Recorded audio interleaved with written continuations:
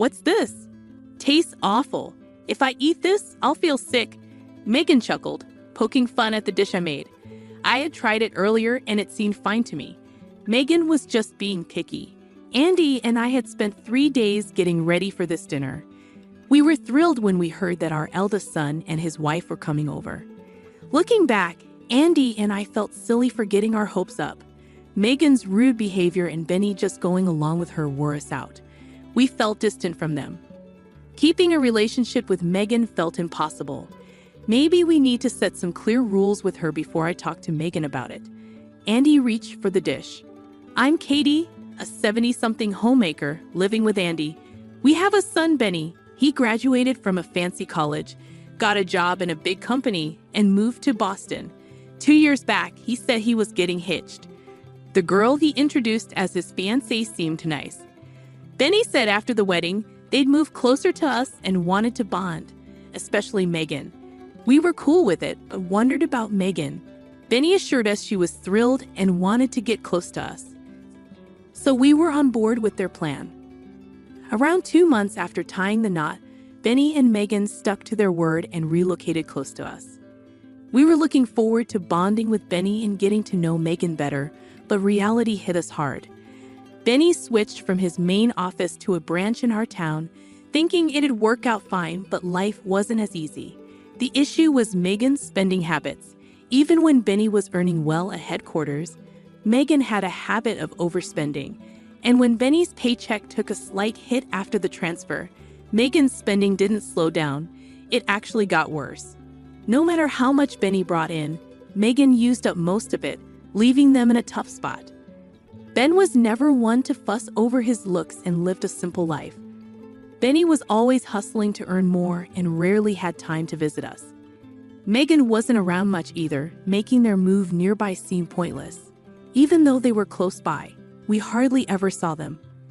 Benny was always caught up in work, and we were hesitant to directly reach out to Megan.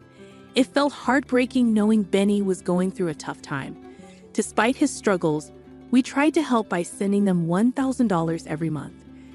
We wished we could give more, but with Andy retired and us living on a pension, it was all we could manage. Every time we sent money, Benny would express his gratitude, but his voice sounded weary, which pained us deeply.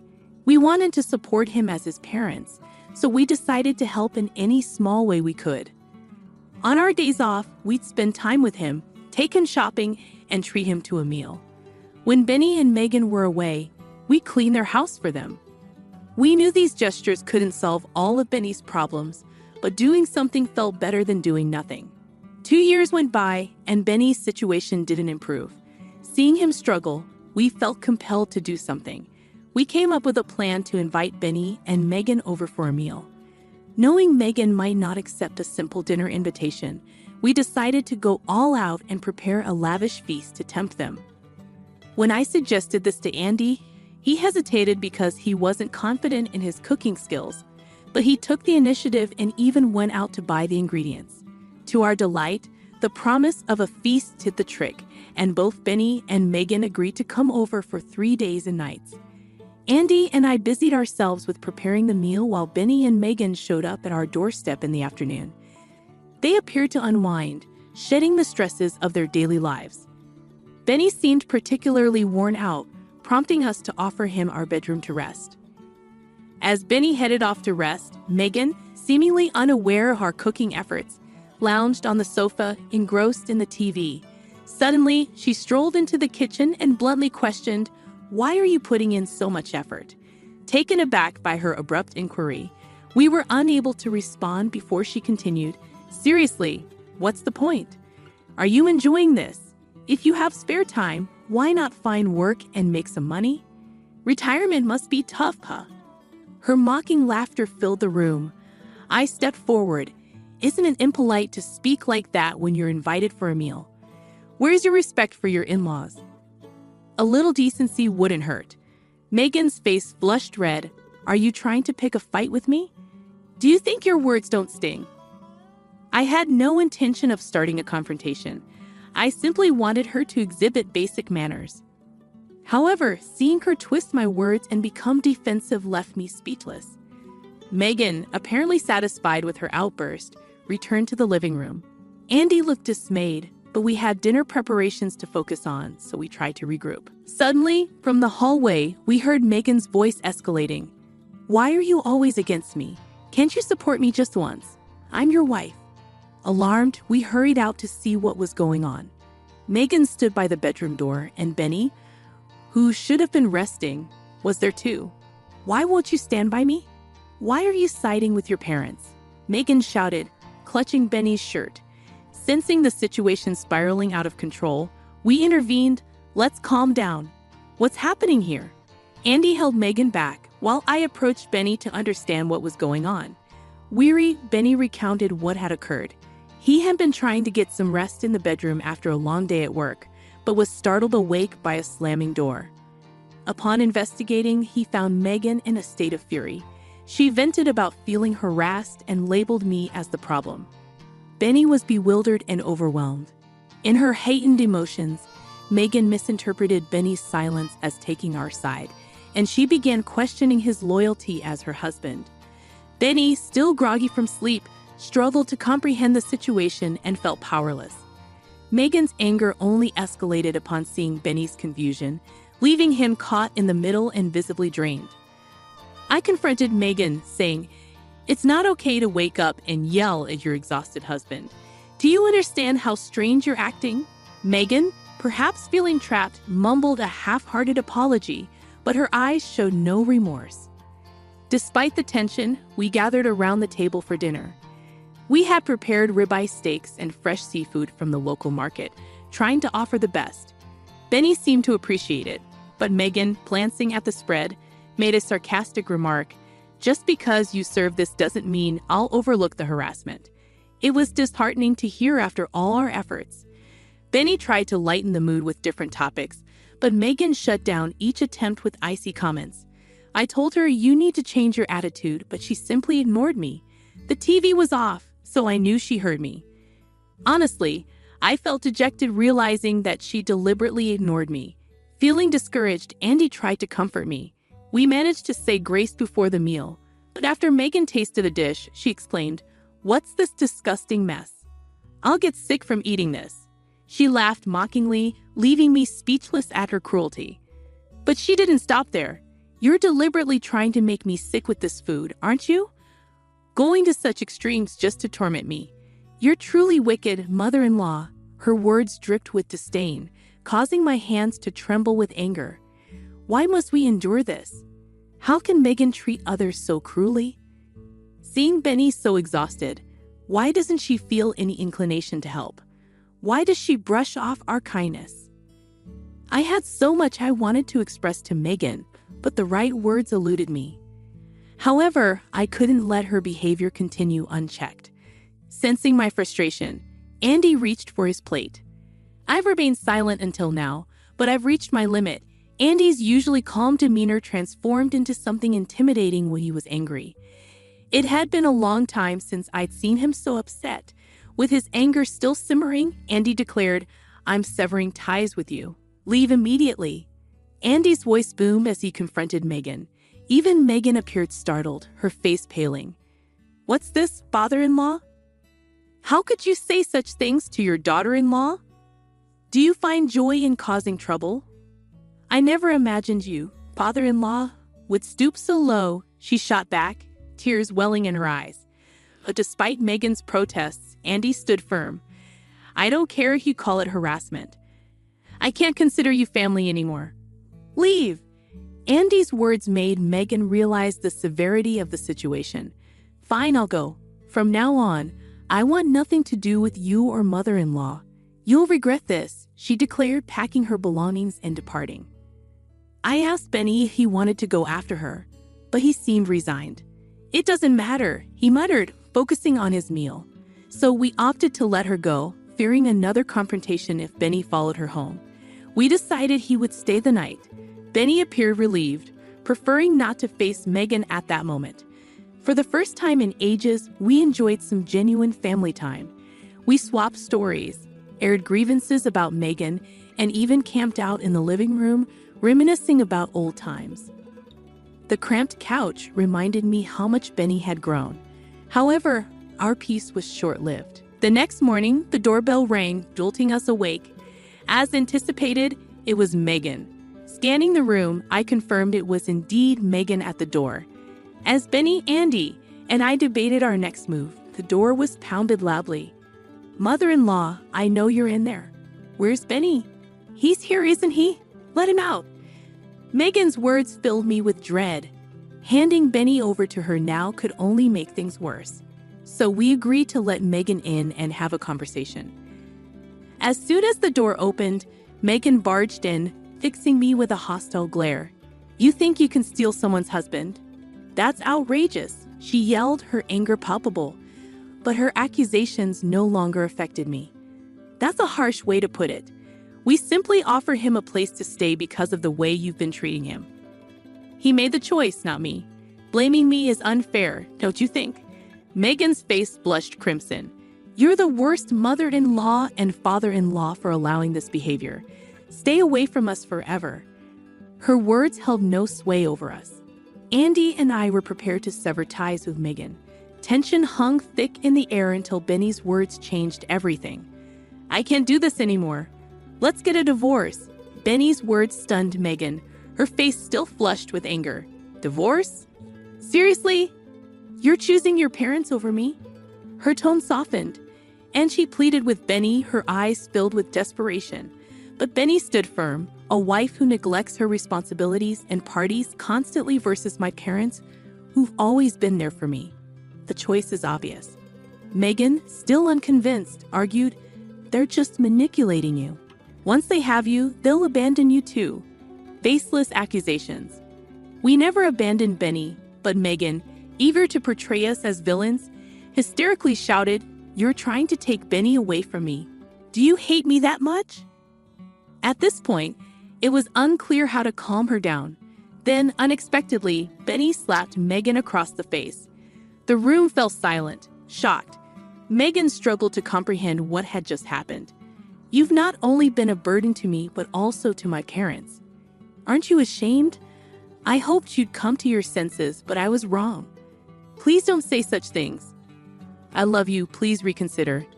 My decision is final. From now on, we're strangers. Don't ever call yourself my wife again." Megan looked defeated. No one reached out to her. Eventually, she left, realizing there was no point in arguing. In the following days, Benny stayed with us as he initiated the divorce proceedings, which were recently finalized. Megan was hesitant to sign the papers, so they had to involve lawyers. Fortunately, Benny had evidence of Megan's extravagant spending habits, which helped him secure the divorce. He also sought compensation in court. Due to his deteriorating health from stress and overwork, Benny was unfortunately diagnosed with a lifestyle-related illness.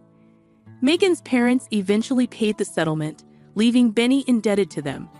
Megan now works tirelessly day and night to repay them. After the divorce, Benny continued to reside with us for some time. We wanted to give him a reprieve, especially considering all he had endured. Today, Benny has regained his footing and is working diligently as ever. While life may present him with more challenges, we will always be there for him as his parents, offering our unwavering support in every possible way. I apologize for asking, but are you saying you'd rather I not come to the wedding tomorrow? I want to make sure I understand your meaning clearly. What I meant, I believe Marty would also prefer it if his less fortunate sister, who works at a supermarket, didn't attend. It was the first time I truly felt the sting of being looked down upon.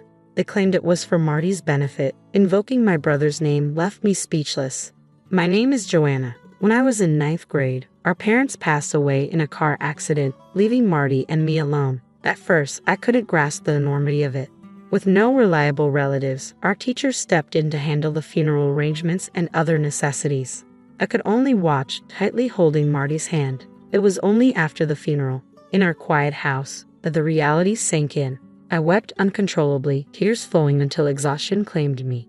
When I awoke, a strange calm had settled over me, as if I had expended a lifetime's worth of tears in one night. With a clear mind, I pondered how best to move forward, ensuring Marty's well-being above all else. That was my priority. Opting not to pursue college, I decided to enter the workforce instead. Concerns about finding a job without a high school diploma nagged at me, but a classmate's parent who owned a supermarket came through with an opportunity. Would you be interested in working here? The pay isn't great, but the team is wonderful. While others relished their high school experience in crisp new uniforms, I couldn't help but envy them. Yet practicality dictated I had to work to make ends meet. Thankfully, Marty understood our circumstances.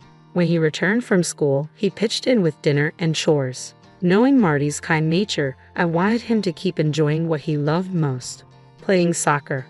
Marty considered quitting due to the travel costs for matches, but both the coach and I persuaded him to stay. I might be biased, but I truly believe Marty has a natural talent for soccer. On game days, I would either take time off work or rearrange my schedule just to be there to support him. Initially, other parents were taken aback to see a sister, not a parent, cheering Marty on. However, as Marty's skills on the field flourished and my encouragement grew louder, the curious glances gradually faded away. Once Marty reached high school, scouts from colleges and even professional leagues began attending his games. This attention ultimately helped him secure an athletic scholarship for college.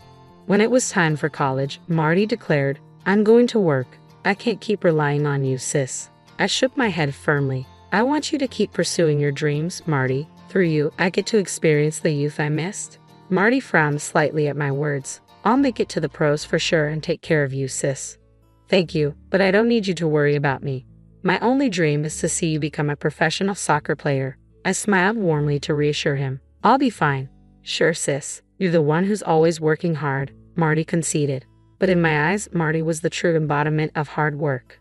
True to his word, Marty turned professional after excelling in college. I continued at the supermarket, eventually scaling back to part-time hours.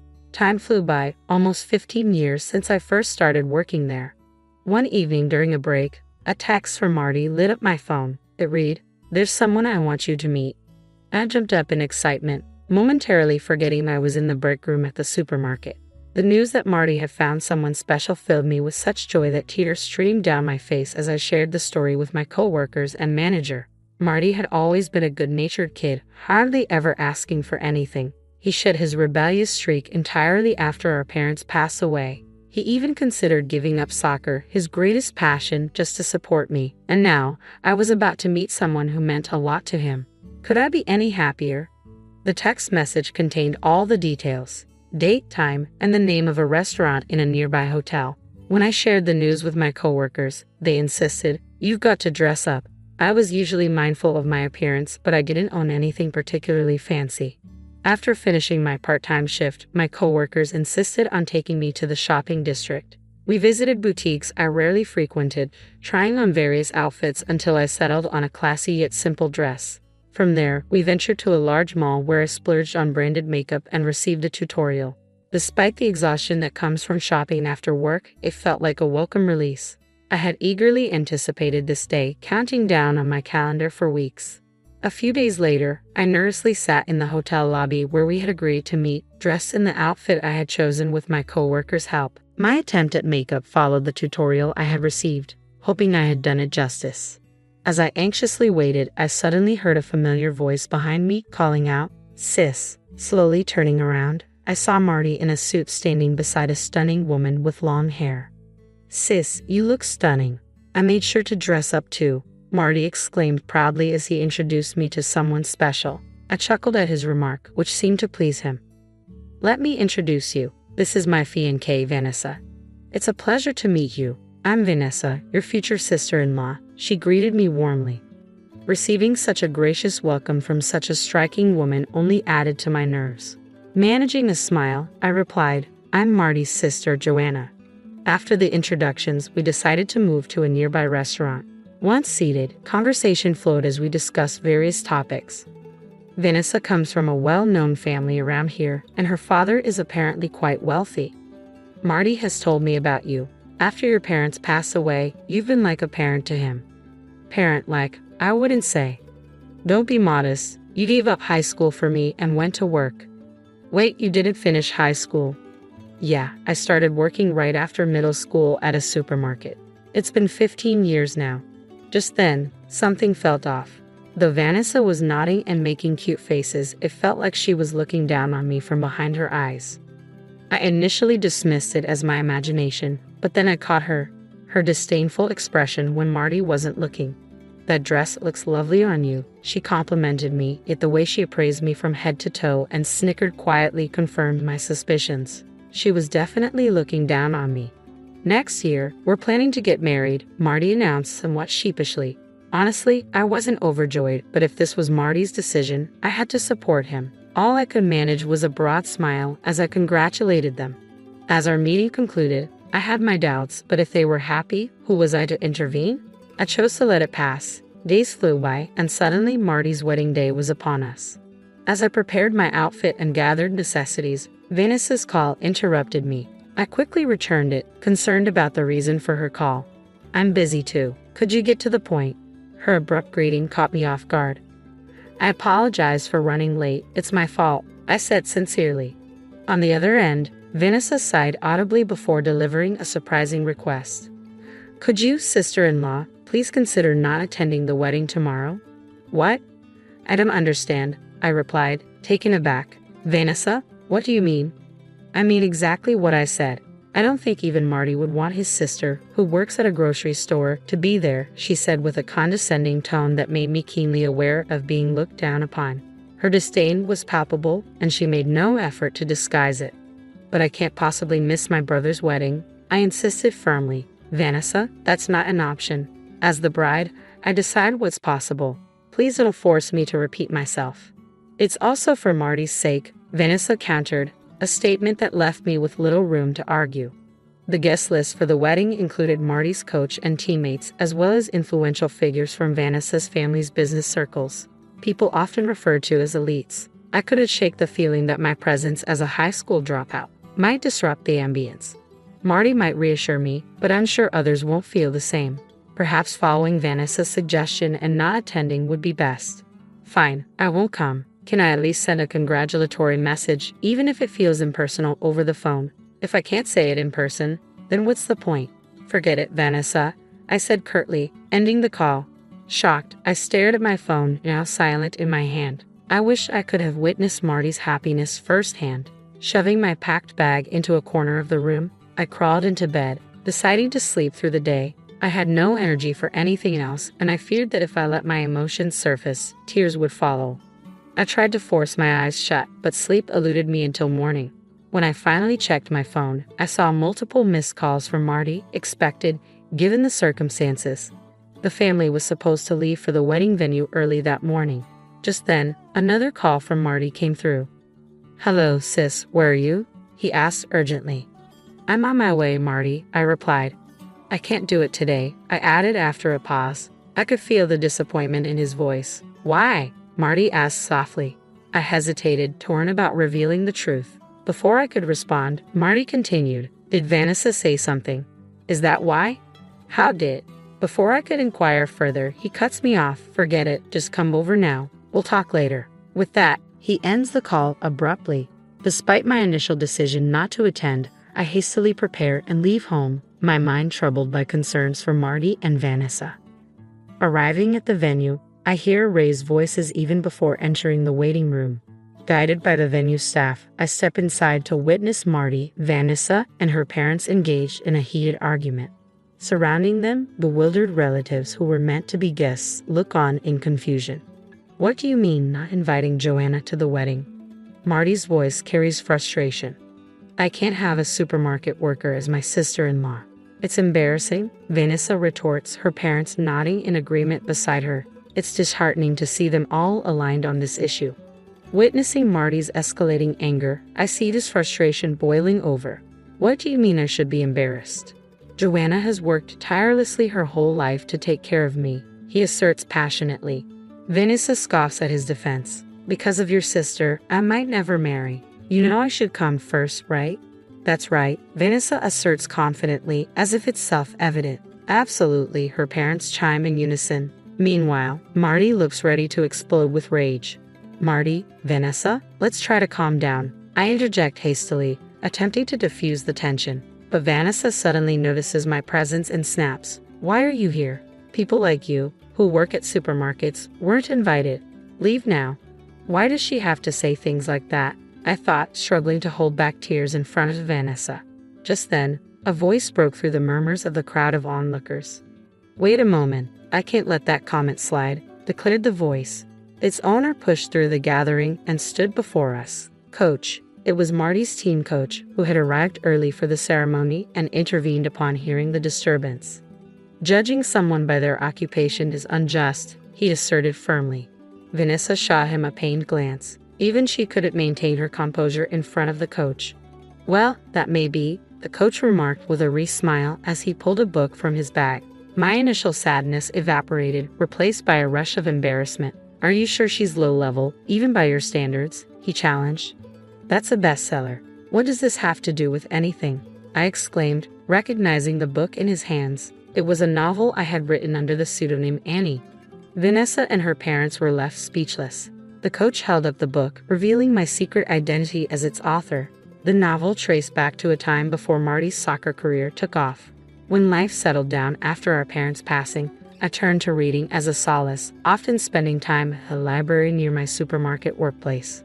That library had a public computer corner where I first explored writing, fueled by my passion for books.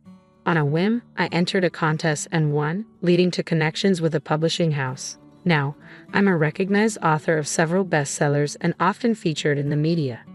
I've never heard this story, Vanessa finally spoke after a moment of stunned silence. Marty interrupted sharply. I never mentioned it, but it's true, fixing a firm gaze on Vanessa. Marty's sincerity seemed to sway Vanessa. She turned to me, her demeanor shifting from skeptical to genuinely impressed. If you're such an accomplished person, that changes things. Please join us for the ceremony. Don't toy with me. I'm not marrying you, Marty declared firmly, causing Vanessa to bristle. What did you just say? She retorted, her anger palpable. The coach intervened, holding Vanessa back. We can't go on like everything's normal after the way you've treated my sister. Marty continued, his voice resolute. I'm sorry, but I can't go through with this, Vanessa. Amidst protests from Vanessa's parents and the relatives who had gathered for the wedding, Marty offered a heartfelt apology. This isn't happening, Vanessa's parents exclaimed, restrained by their own relatives. After some heated exchanges, it was decided that Vanessa's guests would leave. Vanessa herself continued to demand, you have to marry me, as they departed. In the dressing room afterward, it was just Marty and me. Mary slumped onto the sofa, looking utterly drained. Are you sure it was the right decision to call off the wedding? I couldn't resist asking, though I knew it might reopen old wounds. Marty let out a bitter laugh. Being the soccer player means your time in the spotlight is limited. I don't think a marriage with Vanessa, who's so focused on her career, would have lasted. His words made sense. Marty had a valid point. I can imagine how Vanessa, who belittled me for working at a supermarket, would treat you if you gave up soccer, I remarked, thinking aloud. Why didn't you mention that I'm a writer? I asked Marty, curious about his reasoning. Marty had kept my identity as a writer from Vanessa, and I sensed there was a deliberate reason behind his silence. When I brought it up, Marty simply smiled. I couldn't shake the feeling that Marty had seen through Vanessa's facade. Numerous discussions unfolded between our families, ultimately leading to the formal cancellation of the engagement. Vanessa and her parents vehemently resisted to the very end, but the intervention of other relatives prevailed. Despite the broken engagement, Marty continued to excel in his soccer career. In contrast, Vanessa's family endured public scrutiny after her outburst in the waiting room was splashed across the media. As for me, I'm contemplating transforming this ordeal into a novel while balancing my writing career with my job at the supermarket. I intend to keep supporting Marty